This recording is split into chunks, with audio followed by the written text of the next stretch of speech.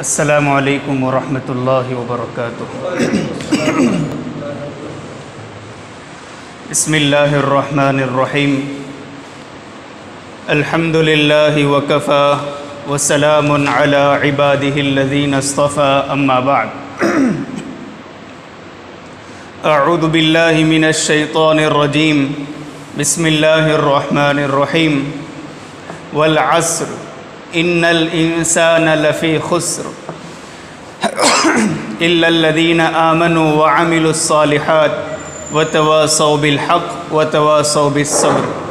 सुब्हान रब्बिका रब्बिल इज़्ज़ति अम्मा यसिफ़ून व सलामुन अलल मुरसलीन वल्हम्दुलिल्लाहि रब्बिल आलमीन।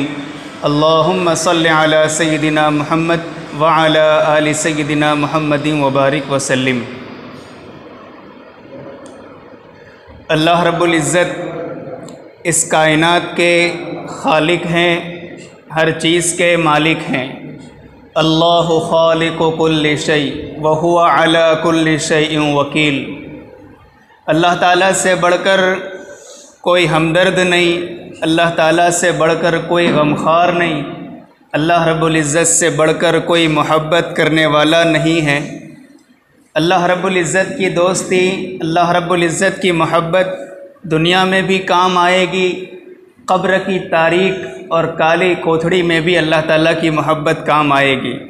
और अल्लाह रब्बुल इज़्ज़त की मोहब्बत हमें जन्नत में पहुंचाएगी और जन्नत में अल्लाह रब्बुल इज़्ज़त का दीदार होगा। इससे बढ़कर और कोई नेमत नहीं हो सकती।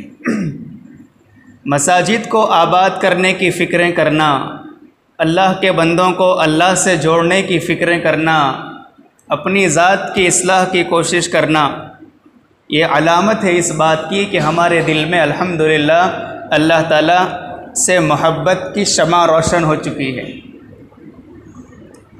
मस्जिद अल्लाह रब्बुल इज़्ज़त का घर है। अगर हम अल्लाह रब्बुल इज़्ज़त के घर को आबाद करने की फ़िक्र करेंगे, अल्लाह के घर की अज़मत, अल्लाह के घर का एहतराम दिल में होगा, इंशाअल्लाहुल अज़ीज़ अल्लाह ताला लोगों के दिलों में हमारा एहतराम डालेंगे, लोगों के दिलों में हमारी इज़्ज़त डाल देंगे। और जब हम मस्जिदों को आबाद करेंगे, आबाद करने की फ़िक्र करेंगे, अल्लाह ताला हमें आबाद फरमाएंगे। अल्लाह ताला बहुत मेहरबान है, किसी की मेहनत को ज़ाय नहीं फरमाते। कुरान करीम सच्ची किताब है, हमारा ईमान है, यकीन है। अल्लाह ताला कुरान करीम में जगह जगह फरमाते हैं वल्लाहु युहिब्बुल मुहसिनीन। अल्लाह ताला नेकोकारों से, अच्छी तरह काम करने वालों से मोहब्बत फरमाते हैं। व इन्नल्लाह लमअल मुहसिनीन। अल्लाह ताला नेकोकारों के साथ है, जो अच्छी तरह काम करने वाले हैं, अल्लाह ताला उनके साथ है।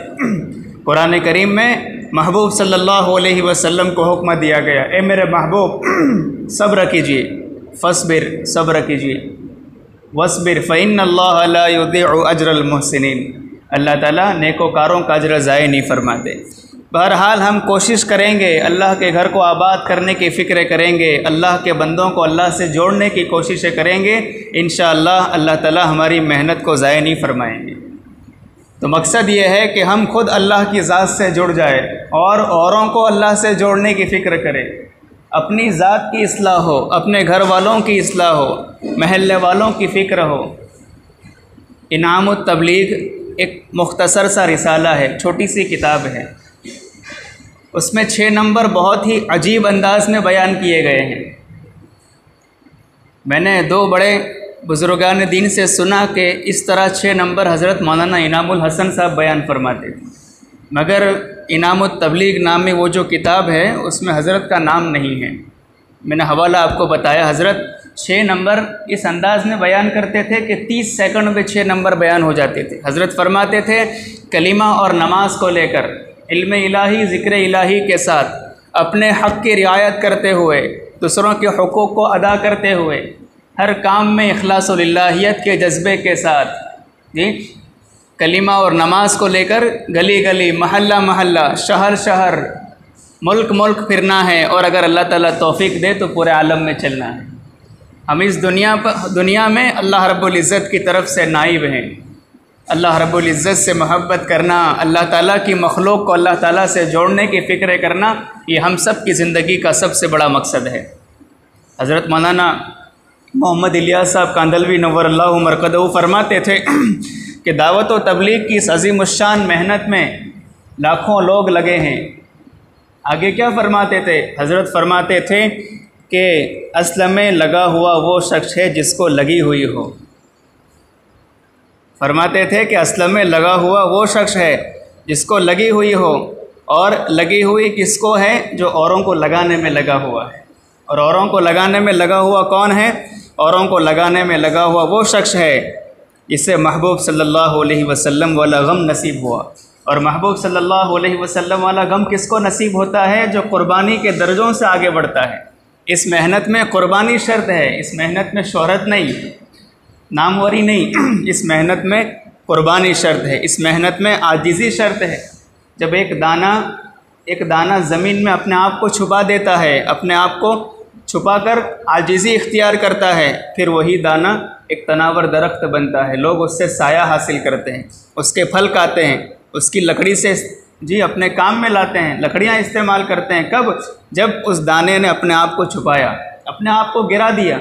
इसी तरह दावत की इस अज़ीमुश्शान मेहनत में जब बंदा आजिज़ी के साथ चलता है, अपनी इस्लाह की नीयत से चलता है, फिर अल्लाह ताला उससे इल्म की हवाएं चलाते हैं, अल्लाह ताला उससे हिदायत की हवाएं चलाते हैं।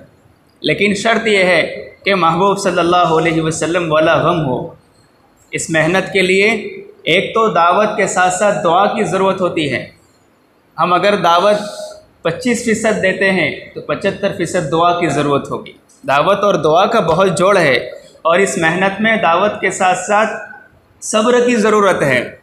हर कोई बंदा हमारी बात मान जाए, कबूल कर ले, कोई ज़रूरी नहीं है। अल्लाह रब्बुल इज़्ज़त ने सोचने समझने की सलाहियत हर बंदे को अलग अलग दी है। अब हम ये कहें कि हर बंदा मेरे मिजाज में उतर जाए, मुश्किल है, ये तो नहीं हो सकता। इसलिए इस मेहनत में सब्र बहुत ज़रूरी है। अल्लाह अपने महबूब को फरमा रहे हैं कि आप सब्र करते रहिए, फ़इन्नल्लाह ला युज़ीअु अज्रल मुहसिनीन। सब्र करते रहिए, अल्लाह ताला ज़ाय नहीं फरमाएंगे। और इस मेहनत में दावत, दुआ, सब्र, उसके साथ साथ जान व माल की कुर्बानी, इसकी भी ज़रूरत हुआ करती है। और उसके बाद इस मेहनत में एतदाल चाहिए, एतदाल, दरमियानी रास्ता। ये नहीं कि अभी 4 महीने लगा कर आए, फिर 4 महीने के लिए चले गए, फिर आए थे, फिर 40 दिन के लिए चले गए, फिर कोई तकाज़ा आया। कुरान करीम में अल्लाह ताला फरमाते हैं, या अय्युहल्लज़ीना आमनू क़ू अनफुसकुम व अहलीकुम नारा। घर वालों की फ़िक्र भी ज़रूरी है, घर वालों की इस्लाह, जी बच्चों की इस्लाह, बच्चों की तरबियत कौन करेगा? हज़रत मुजाहिद रहिमहुल्लाह ने इस आयत करीमा की तफसीर में बड़ी ज़बरदस्त बात लिखती। काश कि हमारे अंदर एहसास पैदा हो जाए, ये बच्चे बड़ी हमारी अल्लाह की तरफ से मिली हुई नेमत है, ये अल्लाह ताला की नेमत है, नेमत की कदरदानी होनी चाहिए। हज़रत मुजाहिद रहिमहुल्लाह ने इस आयत करीमा की तफसीर में लिखा है, या अय्युहल्लज़ीना आमनू क़ू अनफुसकुम, ए ईमान वालों, अपनी ज़ात को, अपने आप की फ़िक्र करो और अपने घर वालों की फ़िक्र करो। किस बात से? अपने आप को और अपने घर वालों को जहन्नम की आग से बचाने की फ़िक्र करो। हज़रत मुजाहिद रहिमहुल्लाह ने इस आयत करीमा की तफसीर में बड़े पते की बात लिखी। हज़रत फरमाते हैं कि इत्तक़ुल्लाह, पहले तक़वा इख्तियार करो, पहले अपने अंदर दीनदारी लाओ, अपने अंदर परहेज़गारी लाओ, अपने अंदर अल्लाह ताला की खशियत पैदा करो, और उसके बाद अपने घर वालों को अल्लाह के तक़वा इख्तियार करने की वसीयत करो। हज़रत खाज़िन फरमाते हैं इस आयत करीमा की तफसीर में कि अपने बच्चों को खैर का हुक्म दो, बुराई से रोको। मोबाइल एक बुराई, गलत इस्तेमाल मोबाइल का बहुत बड़ी बुराई। अपने बच्चों के साथ उठने बैठने वाले कौन हैं? दोस्त अहबाब कैसे हैं? दोस्त अहबाब अगर बुरे हैं तो ये भी बहुत बड़ी बुराई है। अल्लाह ताला हमारी हिफाजत फरमाए। अल्लाह का घर है, मुझे बोलने में कोई परेशानी नहीं है, लेकिन आपसे मैं पहले रिक्वेस्ट करूंगा कि आप हमारी बातों को दिल पर लीजिए। जिस घर के ऊपर उल्टी डिश होती है, उल्टी डिश जिस घर के ऊपर, अल्लाह ताला के सीधे फैसले जल्दी उस घर में नहीं आया करते। आप इशारा समझ लीजिए, आप इशारा समझ रहे हैं। इसलिए अपने बच्चों की नबवी तरबियत करने की ज़रूरत है। टेलीविज़न से, मोबाइल के फितनों से अपने नौजवान बच्चों की पूरी हिफाजत की ज़रूरत है। तो हज़रत खाज़िन फरमाते हैं कि नेकी का हुक्म दो, बुराई से रोको और उन्हें तालीम दो। तालीम, अभी हम कारगुजारी सुन रहे थे, मुझे ये पूरे कृष्णागिरी में सबसे ज़्यादा जिस बात ने परेशान किया है वो ये है कि मकतब का निज़ाम, अपने बच्चों के लिए मकतब का इंतज़ाम होना चाहिए, अपने बच्चों को तालीम दी जाए। एक वाक़या मैंने पढ़ा था और बहुत से मकामात पर भी मैंने इसको सुना है। अल्हम्दुलिल्लाह अल्लाह रब्बुल इज़्ज़त ने हमें दावत, मेहनत और ये बयान की निस्बत पर बहुत सी जगहों पर जाने का मौका दिया। मैंने सुनाया था एक डॉक्टर साहब, उनके वालिद ने उन पर मेहनत की, बाप ने मेहनत की, दुनिया की बहुत आला डिग्री दिलवाई, डॉक्टर बन गया। फिर क्या हुआ, जब बाप का इंतकाल हुआ, जनाजा लाया गया, नमाज हुई, तो देखा ये डॉक्टर साहब बहुत रो रहे हैं। भाई क्यों रो रहे हो इतना सब, बाप चला गया, गम होता है, लेकिन अब तो आपने हद पार कर दी। उसने कहा रोना इस बात पर नहीं आ रहा है कि मेरा बाप चला गया, मुझे रोना इस बात पर आ रहा है कि मुझे यही नहीं मालूम था कि नमाज जनाजा में पढ़ते क्या है। अब अंदाज़ा लगा लो, मेरे वालिद ने मुझ पर मेहनत की, बाप ने मेहनत की, दुनिया की आला डिग्री दिलवाई, लेकिन मेरे को इतना नहीं मालूम था कि नमाज जनाजा में पढ़ा क्या जाता है। ऐसे ही हमारी औलाद, हम कहीं हमारे नमाज जनाजा में खामोश खड़े ना रह जाए। 21 साल का नौजवान बच्चा अल्लाह की रोज़ी एक दिन में 3 मरतबा खाता है, उसको खाने की दुआ याद नहीं थी। यह आपके कृष्णागिरी की बात कर रहा हूँ। हम गश्त करते करते 10 बच्चों के पास पहुँचे, सब मिलकर बैठे थे। 10 बच्चों को हमने पूछा नबी अलैहिस्सलातु वस्सलाम का क्या नाम है, 10 में से एक ने भी नहीं बताया। कौन इसका ज़िम्मेदार है, कौन दिल पर लेगा। ये मेहनत में जुड़ करके बच्चों की तरफ तवज्जो दिलाई जाती है। जी, उलमा से अपने आप को मजबूत, अपने उलमा से अपने आप को जोड़ने की ज़रूरत है। बहुत इस बात की हमें फ़िक्र करना चाहिए, इसलिए गफलत में ना रहिए। अल्लाह हमें सही समझ अता फ़रमाए, अल्लाह ताला हमारी ज़ात की इस्लाह फ़रमाए, अपने बच्चों के, घर वालों की जी खूब इस्लाह फ़रमाएँ। तो ये तीसरी बात। और खाजिन फरमाते इस आयत करीमा की तफसीर में कि चौथी बात यह है कि अपने बच्चों को अदब सिखाएँ। इल्म और इबादत के साथ अदब की ज़रूरत होती है।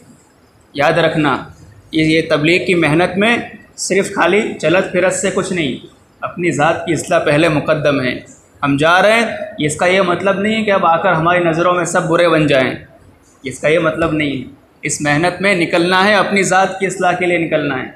इल्म के साथ, इबादत के साथ अदब की ज़रूरत होती है। नमाज़ पढ़कर बाहर निकले, ज़ुबान से ऐसे जुमले निकले कि सामने वाले का दिल टूट गया, तो कमाया ही क्या।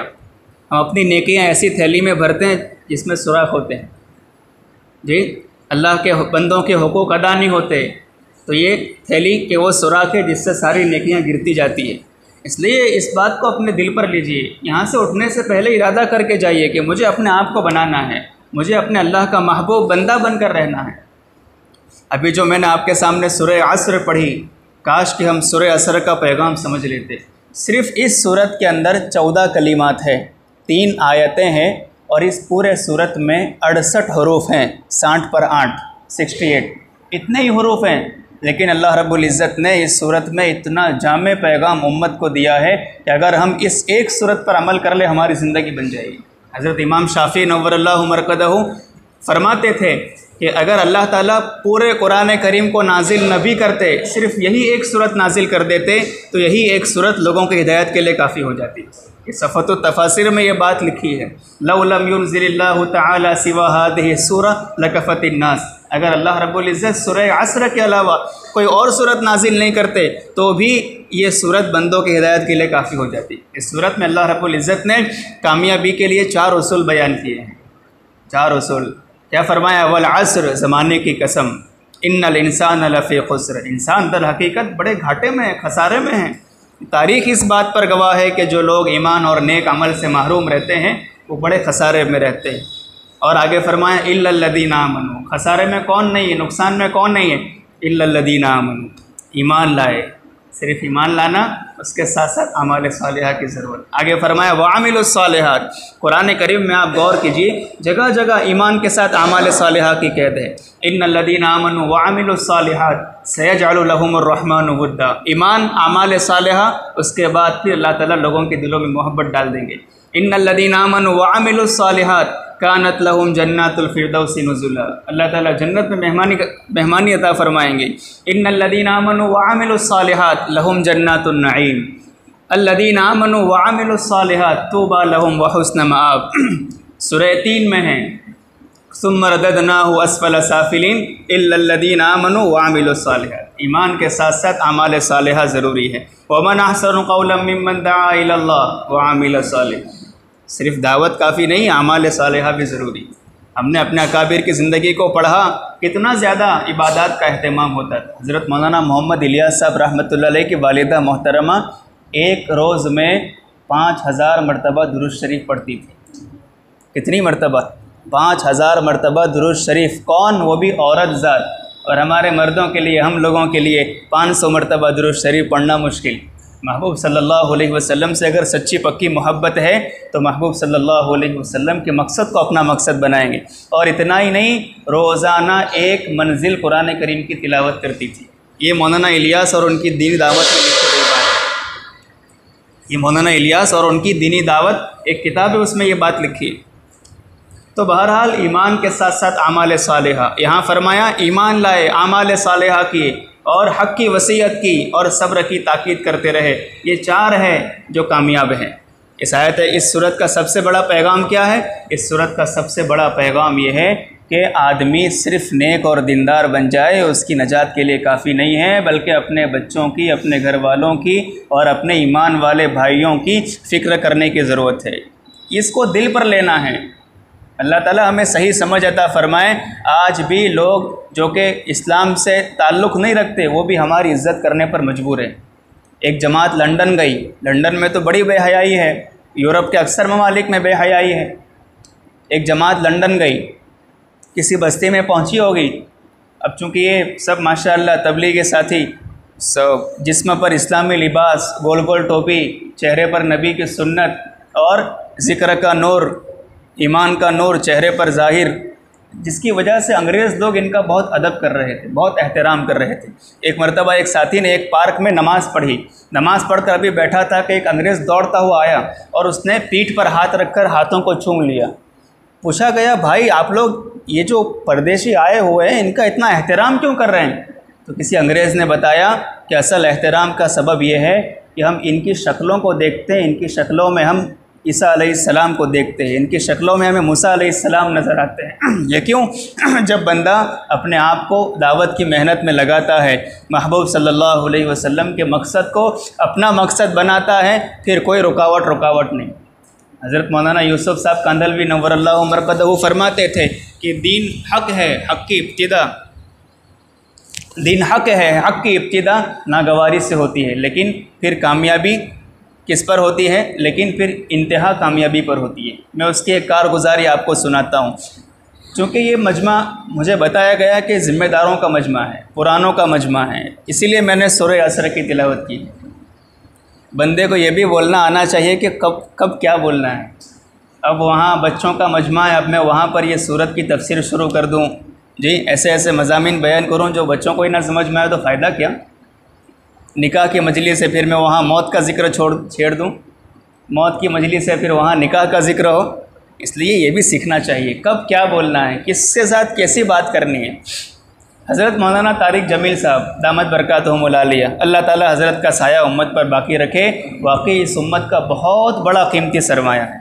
या आपकी बस्ती में हज़रत हाजी यूसुफ साहब हैं, माशाअल्लाह उन्होंने 2 मरतबा हज़रत की खिदमत की है, जर्मनी में और अफ्रीका में। उन्होंने मुझे बताया, हमने तो मौलाना तारिक जमील साहब की मजलिस में बैठे हैं, सोहबत उठाई है, उनकी खिदमत की है, बड़ी सआदत है। हज़रत मौलाना फरमाते हैं कि रमज़ान का महीना था, सहरी करके हमारी जमात पैदल चली। देखो क्या मतलब, महबूब के मकसद को अपना मकसद बनाया, कोई रुकावट नहीं। कितनी बड़ी रुकावट है, रोज़ा, फिर भूख की हालत में सामान उठाकर चलना, बड़ी रुकावट है। लेकिन जब महबूब सल्लल्लाहु अलैहि वसल्लम के मकसद को अपना मकसद बनाएंगे, दुनिया की कोई रुकावट नहीं है। वो जमात पैदल सहरी करके निकली और ये इंडिया की बॉर्डर से करीब पाकिस्तान ही में एक जगह पर रुकी। पुरानी मस्जिद, सब सो गए, तालीम वगैरह सब बाद में करेंगे। जाहिर सी बात है थक जाते हैं, सहरी करके निकले हैं, रोज़े की हालत में हैं। पैदल जमात की बड़ी बरकतें हैं। अल्लाह ताला हमें काश के इसका एहसास नसीब हो जाए। तो वो जमात सब सो गई। अभी तो कुछ ही देर गुजरी थी कि धड़ की आवाज़ आने लगी। अब सब उठ गए, क्या हुआ भाई क्या हुआ? देखा तो 10-12 नौजवान, हाथों में, किसी के हाथ में कुल्हाड़ा है, किसी के हाथ में टोका है, किसी के हाथ में लाठी है, सब आकर तैयार खड़े हैं। अमीर साहब बेचारे उर्दू स्पीकर थे, वो उनकी ज़ुबान नहीं जानते थे, और हज़रत मौलाना तारिक जमील साहब उनकी ज़ुबान जानते थे। तो उन्होंने हज़रत को उठाया, तारिक जमील उठो उठो उठो, इनको देखो क्या हुआ, समझाओ इनको। मौलाना तारिक जमील साहब बड़े माशाअल्लाह बागो बहार तबीयत वाले, हज़रत फरमाने लगे कि अमीर साहब लगता है शहादत का वक्त आ गया है। तो कहने लगे यार अभी मजाक मत करो, अभी समझाओ इनको, मजाक बाद में करना। तो उन्होंने बिल्कुल जो तैयार खड़े थे, मौलाना तारिक जमील साहब ने उनके सामने देखकर कहा कि मेरे बच्चों आप क्या करना चाहते हो, ज़रा सुनो तो सही, हम लोग कौन हैं, क्यों आए हैं, क्या ज़िंदगी का मकसद है। अब चूँकि ज़ुबान से मुनासबत रखती है, अब गुजराती बोलने वाला मुझे मिल जाएगा तो मुझे बड़ी मुनासबत होगी, इसलिए कि मैं गुजराती हूँ। असल अगरचे हम लोग असलन महाराष्ट्र के हैं, लेकिन गुजरात में रह चुके, तो ज़ुबान से मुनासबत। अब जब मौलाना ने उनकी ज़ुबान में उनसे बात की तो वो बड़े यानी बड़े मुतासिर हुए कि नहीं हमारी ज़ुबान वाला भी इसमें है। उन्होंने कहा बोलो क्या बोलना चाहते हो, क्यों आए हो। और 10 के 12 वो जो नौजवान थे सब हथियार संभाल कर बैठे थे। एक लफ्ज़ भी जो तूने कुछ बोला उल्टा सीधा फिर देख लेना, एक जमात का एक साथी भी नहीं बचेगा। मौलाना अल्लाह ताला से दुआ करके चंद ही मिनट बात की थी, अल्लाह रब्बुल इज़्ज़त ने उनके दिल की दुनिया को बदल दिया। दीन हक़ की इब्तिदा नागवारी से होती है। सब तैयार खड़े थे, लेकिन हक़ की इंतहा कामयाबी पर होती है। सब ने कुल्हाड़े लाठियाँ सब फेंक कर सब तैयार हो गए, माफ़ी मांगने लगे, और बल्कि इफ्तारी की दावत भी दी। देखो कैसे हालत बदल गए। बदले नहीं हालात बदलते हैं, लेकिन उसका यकीन चाहिए। ये ज़िम्मेदारों का मजमा है। ज़िम्मेदार हज़रत मौलाना इलियास साहब का मैंने कौल बयान किया ना, लाखों लगे हुए, लेकिन लगा हुआ वो है जिससे लगी हुई हो। और लगी हुई किसको है? जो औरों को लगाने में लगा हुआ है। इस मेहनत में आजिज़ी शर्त है, इस मेहनत में एतदाल शर्त है, इस मेहनत में सही उसलूब चाहिए, अंदाज़ दावत का वो सही चाहिए। इस मेहनत में जी अपने आप को गिराना, छोटा समझना, ये नहीं कि मैं अमीर साहब वो मेरी बात क्यों नहीं मान रहे। मैंने कई चिल्ले लगाए। हज़रत मौलाना इब्राहिम साहब फरमाते हैं कि तबलीग सिर्फ़ चिल्ला और 4 महीने का नाम नहीं है, बल्कि तबलीग अपनी ज़िंदगी की ज़िम्मेदारियों को समझकर जानो माल की कुर्बानी के साथ अदा करने का नाम तबलीग है।